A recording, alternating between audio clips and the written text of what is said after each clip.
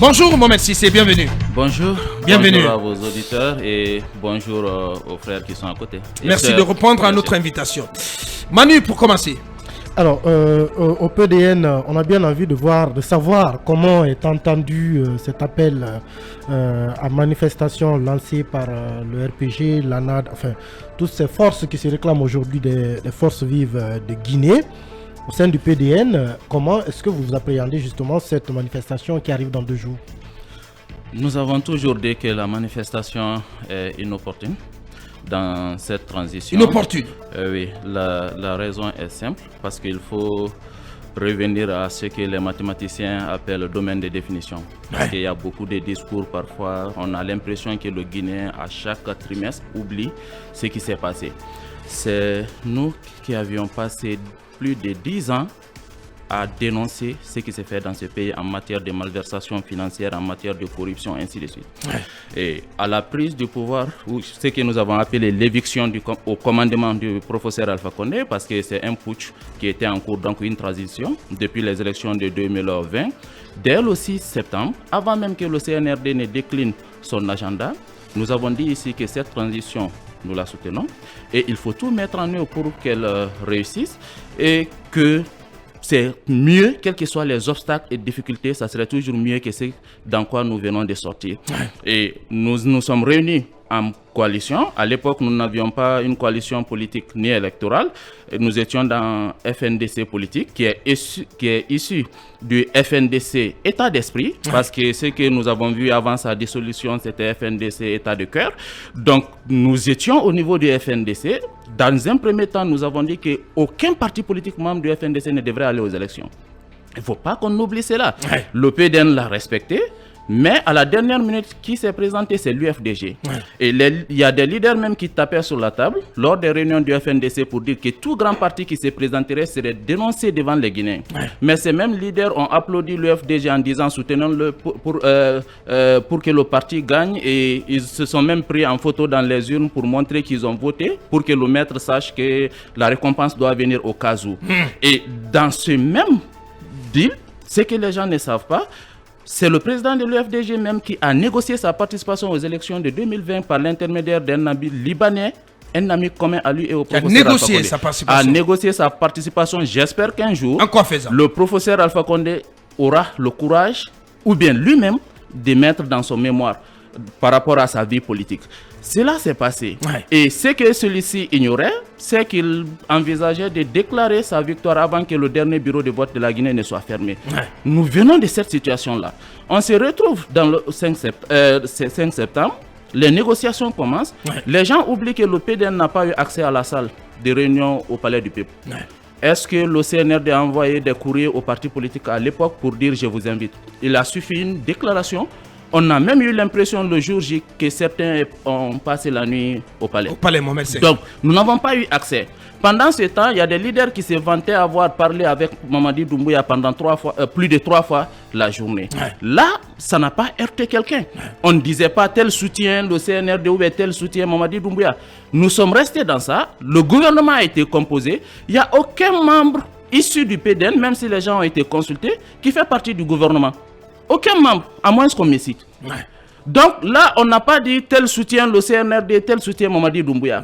Mais aujourd'hui, quand le CNRD, dit il ne faut pas manifester parce qu'il a raison, quand on entend vos discours, celui notamment de votre président, on a l'impression que le PDN est un soutien affiché du CNRD, de la chaîne au pouvoir. Le PDN s'est affiché en tant que soutien de la transition depuis le 6 septembre.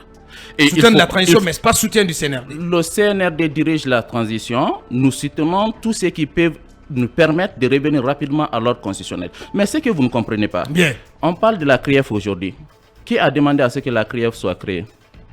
Si vous voulez, je vous envoie la copie du mémorandum que FNDC Politique a adressé au CNRD à l'époque.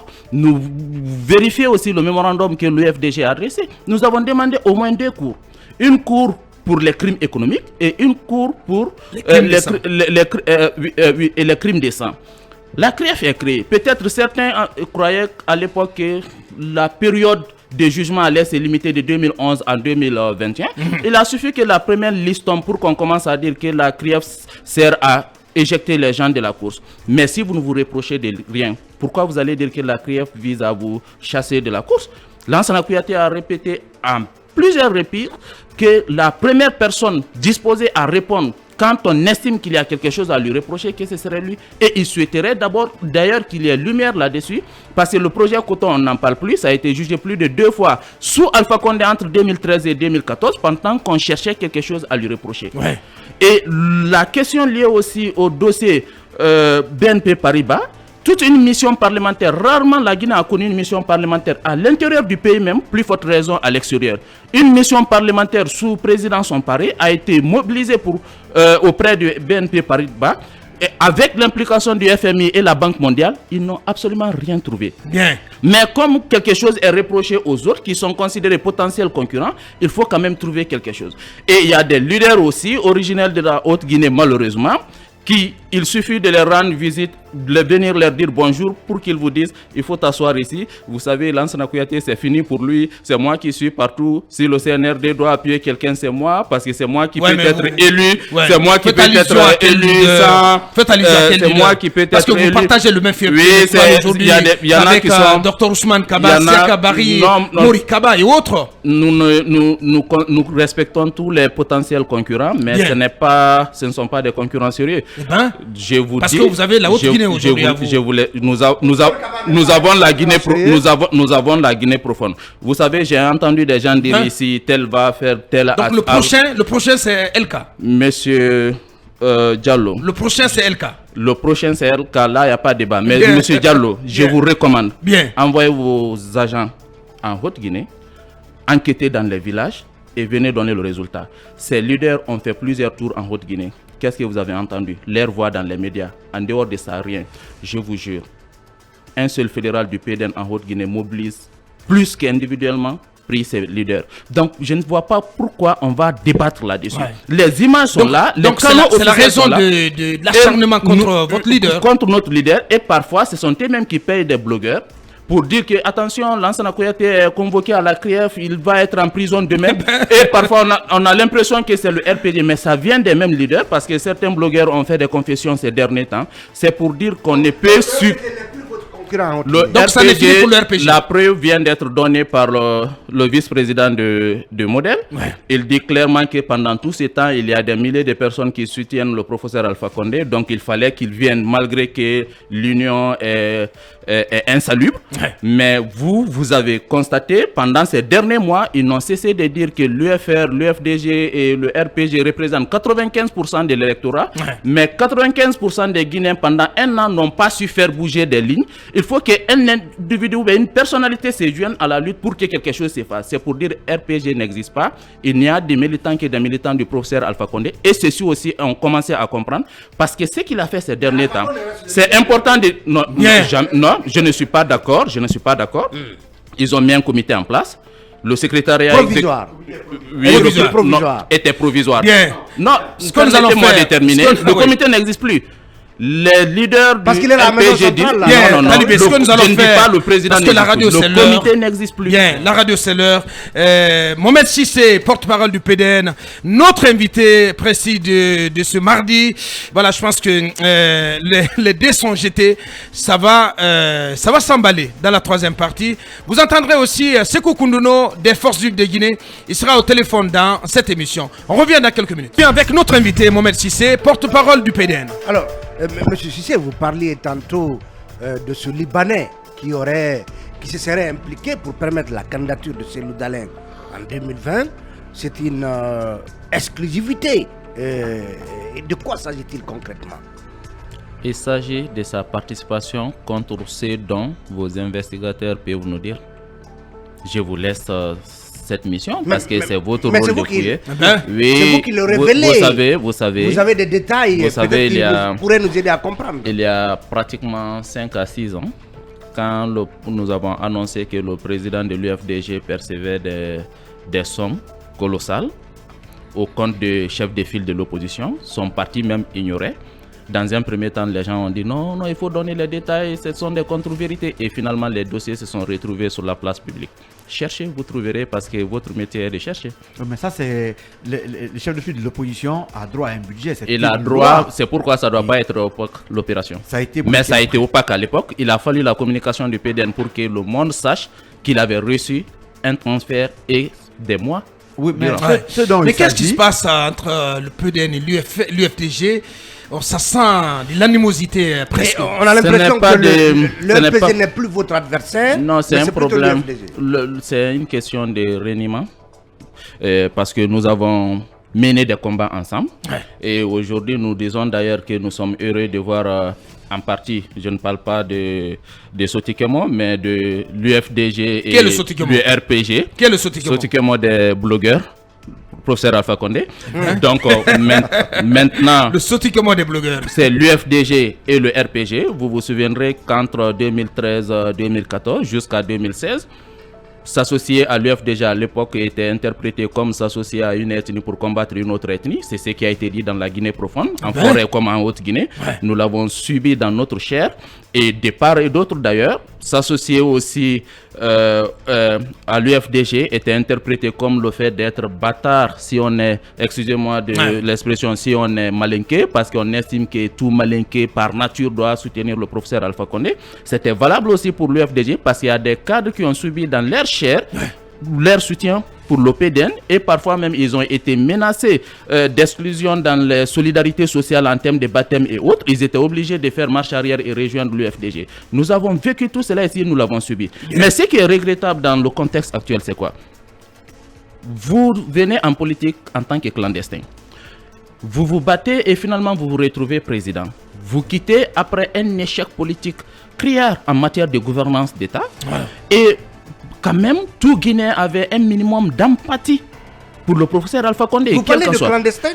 Revenez un peu. Il a commencé son combat politique en tant que clandestin. Eux-mêmes, ils disent que c'était une lutte clandestine au départ. Et finalement... C'était un maquisard. Mais il continue à l'être. Parce que si vous dites à une communauté, vous connaissez la sociologie de la Haute-Guinée, vous connaissez l'état d'esprit des gens, vous dites à un jeune surchauffé, c'est Kouroussa qui avait le pouvoir. Le discours change, ce n'est plus la Haute-Guinée, la forêt et la Basse-Côte qui avaient le pouvoir. C'est Kouroussa qui avait le pouvoir. C'est à cause d'un fils de Kouroussa que nous avons perdu le pouvoir. Lui, c'est un traître. Vous n'êtes pas en train de mobiliser les citoyens pour aller lyncher la famille de l'autre ou bien exclure même sa famille dans les rapports sociaux. Ça, c'est dangereux et le monsieur ne peut jamais se défaire d'une telle opération. Même pire, Kouroussa, vous aviez le pouvoir, vous l'avez perdu. Donc, comme l'autre vient de Cancan, c'est Cancan qui vous a volé votre pouvoir. Mais regardez au moins le diable qui se trouve dans la communication. Et ce qui est grave dans tout cela, on dit à des jeunes communicants, je dirais même des propagandistes, donnez-moi le numéro de téléphone des autres secrétaires généraux où se trouve le commandement du RPG. À la maison centrale. Ça veut dire, non, quelle maison centrale? Saloum Cissé est en train de diriger des réunions. Ça veut dire, est-ce que c'est aux communicants, on demande les numéros des secrétaires généraux d'un parti politique? Ça veut dire lui-même, il est dans son combat continu de destruction du RPG, finir complètement avec le RPG. C'est une manière de créer une sorte de lobby autour de lui, tailler sur sa mesure, ensuite dire oui, je suis un leader incontesté, mais si ça reste dans le canal politique, on va dire que non, que c'est le RPG qui mobilise. Donc il faut affaiblir le RPG pour revenir dans le débat politique. Et ça, les jeunes ont compris. Et je m'adresse à ceux de Kouroussa. Jamais ne développer des haines contre la famille de général Namori. Il a sauvé des vies. Et si vous avez pensé une seule seconde qu'il fallait préserver le pouvoir à cause de l'ethnie, dites-vous que c'est des centaines de jeunes malinqués qui ont été sauvés à cause du pouvoir d'un individu dont la vie est sauve et qui fait une belle retraite quelque part. Refusez la manipulation. Bien, on va essayer de recentrer cette interview Lincoln et Yaray pour revenir sur les raisons de l'appel à manifester des forces vives de Guinée. C'est important. Effectivement, votre parti a participé au dialogue national. Ce dialogue a eu des recommandations. Aujourd'hui, politiquement, tout le monde estime qu'il n'y a pas d'application. Même les religieux ont été associés et les recommandations étaient là. Comment comprendre que c'est religieux. D'autres Guinéens ont participé au dialogue et qu'il n'y a pas de recommandation. Deuxième question, pendant 10 ans, votre parti, à travers le président Lassana Kouyaté, a participé aux manifestations. Moi, j'étais témoin. Même une fois, sa cour a été complètement gazée. Comment comprendre aujourd'hui que le PDN s'oppose aux manifestations à travers son président, mais d'ailleurs que le PDN accepte que la charte garantisse la manifestation et qu'un communiqué du chef d'état-major l'interdit et que vous appuyez cela? La raison est simple. Premièrement, pour le dialogue, oui, nous avons pris part au dialogue. Les recommandations commencent à être exécutées. Ces derniers temps, vulgarisé plutôt. Oui, bon, vulgariser c'est un début d'activité. Et aussi en ce qui concerne le fichier d'état civil et le recensement général, ce sont des opérations pour lesquelles, pour que ça soit public, il faut un ensemble d'opérations dans le circuit administratif. Donc s'il n'y a pas de communication sur le niveau d'avancement, c'est vrai, on peut se poser des questions, mais nous gardons espoir. Mais concrètement, rien de fondamental n'est fait. Qu'est-ce fait sur le terrain en ce qui concerne le RAVEC et d'autres activités prévues dans le chronogramme devant conduire au retour à l'heure constitutionnelle. Qu'est-ce qui est fait concrètement, à votre avis? Le RAVEC, c'est sur 12 mois. La partie qui consiste à agir sur le terrain n'arrive que plusieurs mois après. Donc tout ce que vous pouvez demander à l'instant T, c'est de demander à l'administration de communiquer sur le niveau d'évolution. Parce que nous disons que des travaux préparatoires et des consultations... Il y a un cadre dans lequel on vous rencontre. Oui, le comité permanent de suivi a commencé ses travaux. Ils ont eu une première séance, des réunions par commission continue avec les facilitatrices. Même le week-end dernier, notre représentant dans ce comité était à la réunion. Donc les activités continuent à ce niveau parce que c'est à eux d'indiquer tout cela dans un tableau de suivi et évaluation et voir selon les timings définis quel organe ou bien quelle institution n'a pas joué son rôle et comment faire en sorte que ce retard soit rattrapé. En ce qui concerne les manifestations, effectivement, dès longtemps, nous avons dit qu'il faut faire attention avec. C'est vrai, nous avons pris part aux manifestations antérieures, nous l'assumons. C'est pourquoi j'ai parlé tout de suite des domaines de définition, parce que l'analyse politique est en fonction du contexte. Nous étions dans quel contexte à l'époque, aujourd'hui nous sommes dans quel contexte. Et si vous prenez l'objet, nous disons que nous désapprouvons l'objet évoqué. Je disais tantôt qu'on dit qu'il faut systématiquement libérer ceux qui sont en prison. En tant que politique, toute la responsabilité voudrait qu'on demande que le processus soit diligenté et que ces gens soient jugés. Bien. Demander autre chose que cela, c'est être en dehors de la charte qu'on évoque. Mais s'il n'y a pas de procès, c'est pas la seule raison. Le contrôle judiciaire. Non, ça, c'est pas la seule raison. C'est une option, ce n'est pas l'unique sens. Les détentions sont dépassées largement. Non, attention, j'ai suivi des avocats. Le cas de Founi Kemengue, par exemple. Non, écoutez, j'ai suivi des avocats parce qu'il faut rester dans le cadre politique. J'ai suivi des avocats, des Kassori et consorts, qui ont reconnu que le procureur a le droit d'interjecter appel. Que ça soit fait 1000 fois ou 10 000 fois, si la loi lui permet, qu'on trouve extrême ou non, c'est son appréciation. Si nous ne sommes pas d'accord avec cette manière de faire, demandons à ce que la loi soit changée. Mais on ne peut pas se réclamer d'une doctrine et renoncer à ses principes. À un moment donné, il faut qu'on sache... Et le cas de Founi Kemengue, vous parlez de Kassori, et le cas de Founi Kemengue, 7 mois, la plupart des charges ont été abandonnées. Ils sont là sans jugement. C'était vos amis hier. Comment comprenez-vous cela? Ils ont été arrêtés. Vous avez milité au sein du FNDC. Nous avons milité. FNDC, état d'esprit. État d'esprit, effectivement. Nous avons milité au sein du FNDC. Et je veux qu'on dépassionne le débat. Analysons la chose en toute responsabilité. Un gouvernement dit que les manifestations sont interdites. D'office, les acteurs disent nous ne sommes pas d'accord. C'est leur droit. Non, oui, un gouvernement. Non, un communiqué d'état-major. C'est encore mieux que le gouvernement parce que c'est le CNRD qui gère le pays. Bien. Mais la charte, c'est la loi. Le communiqué, c'est pas la loi. Permettez-moi. Oui, mais c'est la différence. On parle aux auditeurs. Quelle est la voie dans une république? Quelle est la voie appropriée pour dénoncer une mauvaise décision des gouvernants? Il y a des circuits pour cela. Le CNRD dit pas de manifestation. Vous n'êtes pas d'accord. Vous demandez aux mairies la manifestation. Les mairies disent non, nous n'autorisons pas parce que c'est interdit. Quelle est la voie de recours que la loi dit? Comme tout le monde se réclame défenseur de la loi, il faut faire recours par voie appropriée. Est-ce que ceux qui ont manifesté ont fait ces recours? Non. S'ils n'ont pas fait ces recours et qu'ils manifestent, admettons même que la décision soit injuste, et ils étaient dans la justice, s'ils sont arrêtés pour cet état de fait, sont-ils arrêtés illégalement ou bien légalement? À un moment donné, il faut qu'on soit sincère. Mais il y a un délai. Non, il y a une raison. Il y a un délai qui est dépassé largement. Non, allons progressivement. Il y a un délai qui est légalement. On peut dénoncer, il n'y a pas une seule communication de notre parti, commençant par le président, où nous ne demandons pas à ce que le processus soit diligenté, que les gens soient jugés. Nous avons toujours demandé de faire en sorte que ces gens soient jugés. S'ils sont condamnés, c'est la loi. S'ils ne sont pas condamnés, qu'il y ait réparation même s'il le faut. C'est ce que nous pouvons demander en tant qu'acteurs politiques. Vous voudriez qu'on descende encore dans la rue sans procédure appropriée en la matière et réclamer, faire l'injustice en combattant l'injustice, à un moment donné, il faut qu'on cesse. Bien, Diarraye. Malgré l'implication des religieux pour désamorcer la crise, en tout cas les forces vives de la nation restent droit dans leurs bottes en brandissant justement les mêmes revendications au départ. Est-ce que vous voyez quelque part une part de sincérité dans ces revendications brandies? Je ne vois pas de sincérité dedans parce que tout ce qui a été donné, égrené depuis le début, vous trouverez qu'à un moment donné, quand ça collaborait avec le CNRD, les mêmes choses existaient, mais ça n'a dérangé personne. Il a fallu qu'il y ait conflit à cause peut-être des postes au CNT, à cause des postes pour certaines régies, pour que les gens se formalisent et récupèrent les mêmes objets. Aujourd'hui, c'est le professeur Alpha Condé qui dirige l'action de ces forces vives de la nation.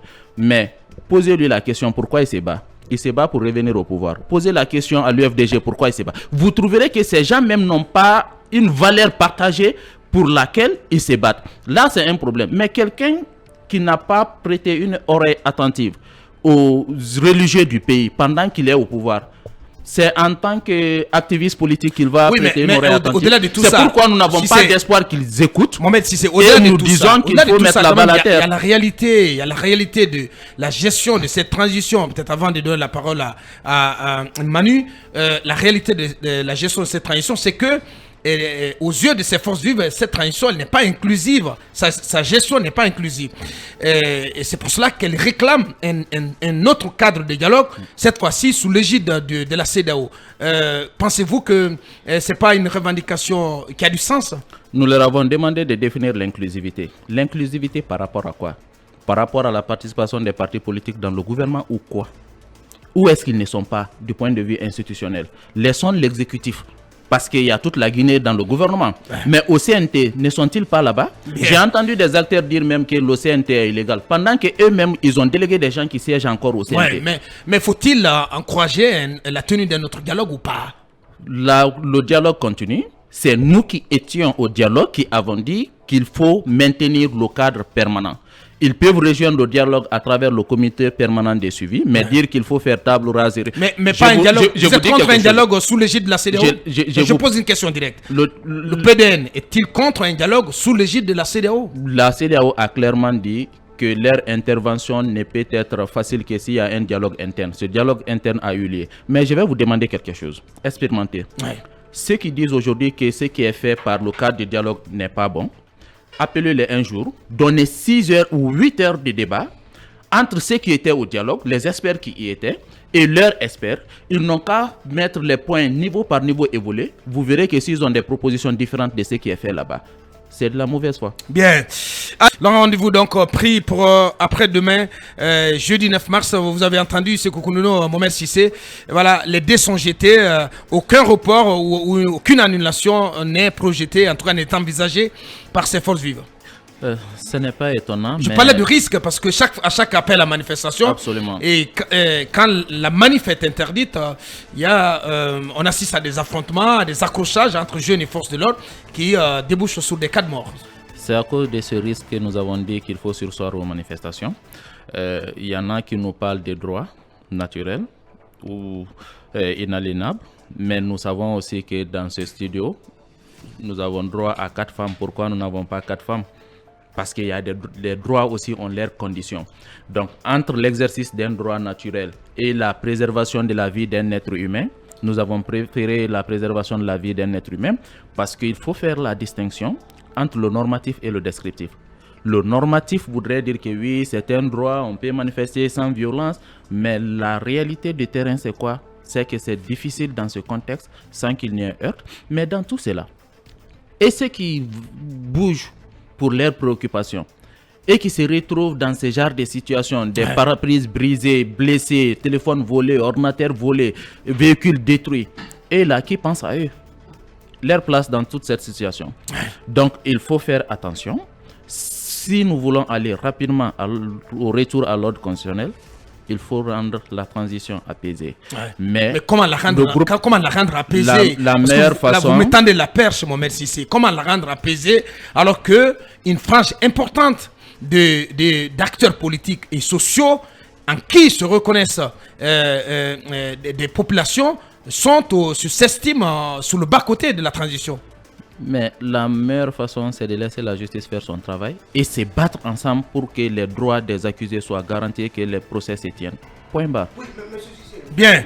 La dernière question, Talibé. Vous qui avez participé au dialogue, on a vu certains d'entre vous qui se revendiquent d'une convergence des partis, d'acteurs du dialogue. Qui sont même pratiquement opposés à la main tendue du Premier ministre.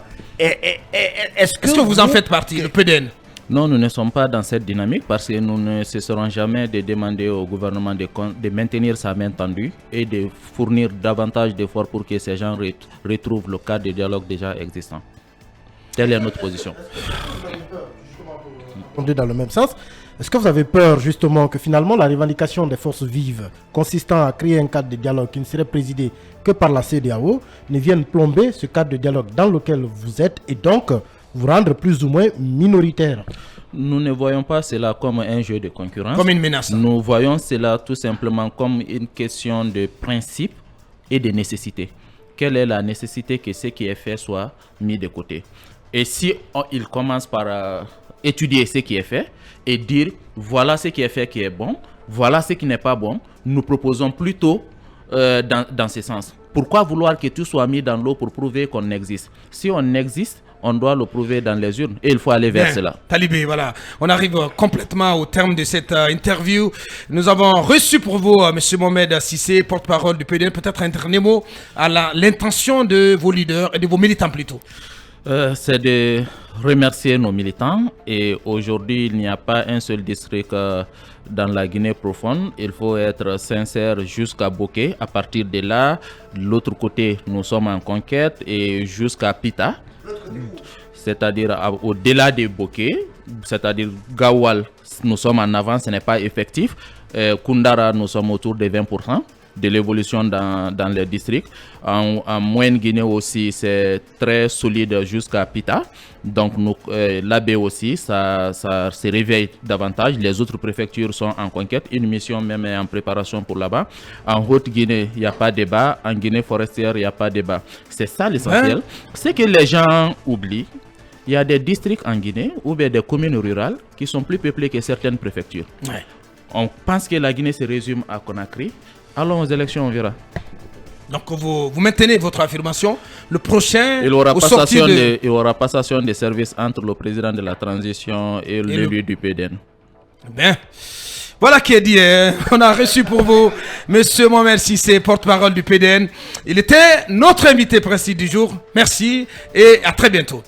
Mirador continue.